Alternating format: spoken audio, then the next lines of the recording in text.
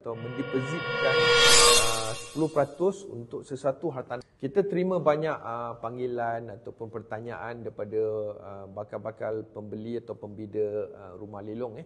Antaranya kebanyakan yang telefon kami atau bertanya dengan kami adalah tentang kebimbangannya apabila dia telah mendaftarkan diri atau mendepozitkan 10% untuk sesuatu hartanah lelong tadi. Diorang kebanyakannya tanya tentang bagaimana tentang deposit tu. Kalau dah daftar bida lelongan tu macam mana kalau tak berjaya dalam bidaan tu. Okey, macam ni kalau tak berjaya dalam bidaan tu, saya bagi contoh dalam satu pertandingan bidaan lelongan rumah lelong tadi, contohnya ada 5 pembida 1 2 3 4 5. Okey, bila bid tadi akhirnya seorang telah pun berjaya membida hartanah tersebut, katalah pembida nombor 1.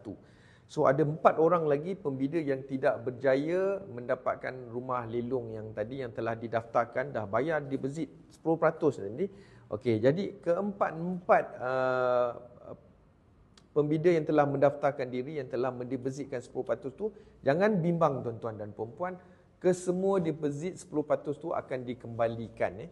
Sebagaimana apabila tuan-tuan mendaftarkan diri, sama ada tuan-tuan mendepozitkan secara melalui bank draft ataupun secara online, pihak pelindung akan memulangkan kesemua balik kembali 10% tadi kepada pihak yang terlibat, pembida tadi. Kalau you mendepozitkan secara bank draft, tuan-tuan, kita akan pulangkan balik bank draft tu. Jadi kena datang ambil pada pelindung dan kita ambil balik 10% tadi. Kalau yang melalui online, kita akan transfer dalam masa 3 hari bekerja, kita akan pulangkan balik jumlah yang 10% tadi untuk kita pulangkan balik deposit tadi. Jangan bimbang. So manakala yang telah berjaya tadi, 10% deposit tadi kita akan gunakan sebagai deposit, dan baki daripada 90% tadi, tuan-tuan yang berjaya tadi bolehlah membuat pinjaman bank. Sama macam prosedur biasa. Cuma 10% tadi you dah depositkan, jadi baki 90% je lah. Itu jadi pinjaman diorang tak besar, tak banyak. Jadi dapat harga murah, bayar lagi deposit, jadi pinjaman pun murah.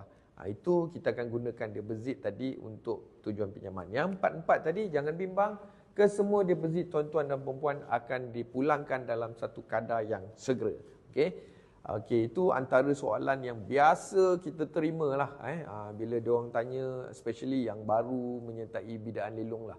Kalau yang dah klien-klien kita yang dah biasa tu, diorang tahu diorang akan deposit, diorang lebih cenderung untuk mencari hartanah yang baru dan murah. Jadi tuan-tuan yang mula-mula baru nak berjinak-jinak membeli rumah lelong ataupun membuat pelaburan melalui rumah lelong, okey, tak ada masalah. Tuan-tuan boleh juga scroll dalam website kami tu, banyak je video-video sharing tadi. Tapi yang mustahak tuan-tuan pilih rumah tuan-tuan yang sesuai untuk tuan-tuan.